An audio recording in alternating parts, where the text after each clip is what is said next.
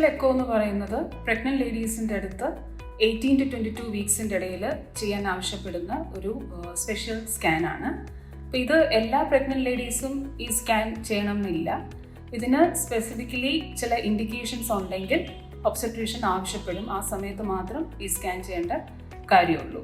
ഇത് ചെയ്യേണ്ട സമയം എന്ന് പറയുന്നത് 18 to 22 വീക്സിൻ്റെ ഇടയിലാണ്. നമ്മൾ മിഡ് ട്രൈമിസ്റ്റർ അനോമലി സ്കാൻ ചെയ്യുന്ന പോലെ തന്നെയാണ് ആ സമയത്ത് തന്നെയാണ് ഈ ഫീറ്റൽ എക്കോ സ്കാനും ചെയ്യേണ്ടത്. അപ്പോൾ ആർക്കൊക്കെയാണ് നമ്മൾ ഫീറ്റൽ എക്കോ ചെയ്യണമെന്ന് ആവശ്യപ്പെടാറുള്ളത്, അതായത് ഫീറ്റൽ എക്കോൻ്റെ ഇൻഡിക്കേഷൻസ് ഏതൊക്കെയാണ് നമുക്കൊന്ന് നോക്കാം.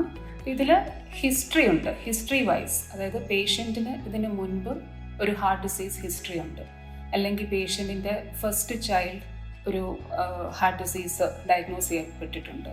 ഇതൊക്കെയാണ് ഹിസ്റ്ററി വൈസ് ഉള്ള ഇൻഡിക്കേഷൻസ്. പിന്നെ മെറ്റേണൽ സ്പെസിഫിക് ഇൻഡിക്കേഷൻസ്, അതായത് പേഷ്യൻ്റ് ഒരു ഡയബറ്റിക് പേഷ്യൻ്റാണ്.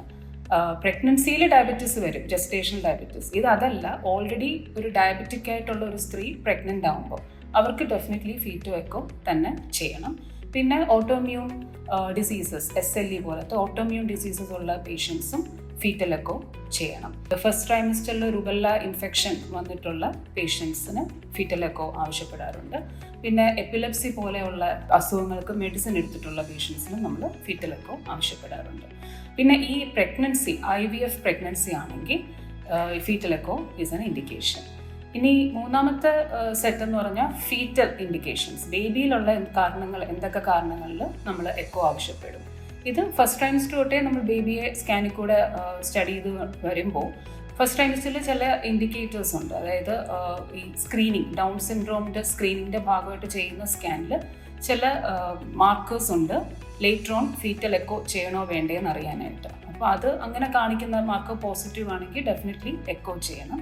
പിന്നെ ഈ ഒരു ബേബി ഒരു മോണോകോറിയോണിക് ട്വിൻ ആണെങ്കിൽ, അതായത് പ്ലാസെൻ്റ ഷെയർ ചെയ്യുന്ന ട്വിൻസ് ആണെങ്കിൽ അവരിൽ ഡെഫിനറ്റ്ലി എക്കോ ചെയ്യണം. പിന്നെ സ്ക്രീൻ പോസിറ്റീവ് ആയിട്ടുള്ള, അതായത് ജനറ്റിക് അബ്നോർമാലിറ്റി ഉണ്ടെന്ന് നമുക്ക് ഉറപ്പുള്ള എല്ലാ ഫീറ്റസസിലും ഫീറ്റൽ എക്കോ നമുക്ക് ചെയ്യണം. പിന്നെ അനോമലി സ്കാനിൽ ഹാർട്ട് പ്രോബ്ലം ഒന്നുമില്ല, പക്ഷേ എക്സ്ട്രാ കാർഡിയാക് അനോമലീസ് ഉള്ള ബേബീസിലും ഫീറ്റൽ എക്കോ നമുക്ക് ചെയ്യണം. ഡീറ്റെയിൽഡ് ആയിട്ട് ഹാർട്ടിനെ ഒന്നും കൂടെ സ്റ്റഡി ചെയ്താലേ കംപ്ലീറ്റ്ലി നമുക്ക് ഹാർട്ട് നോർമൽ ആണെന്ന് ഉറപ്പിക്കാൻ സാധിക്കുകയുള്ളൂ. ഇതൊക്കെയാണ് ഫീറ്റൽ എക്കോൻ്റെ ഇൻഡിക്കേഷൻസ്.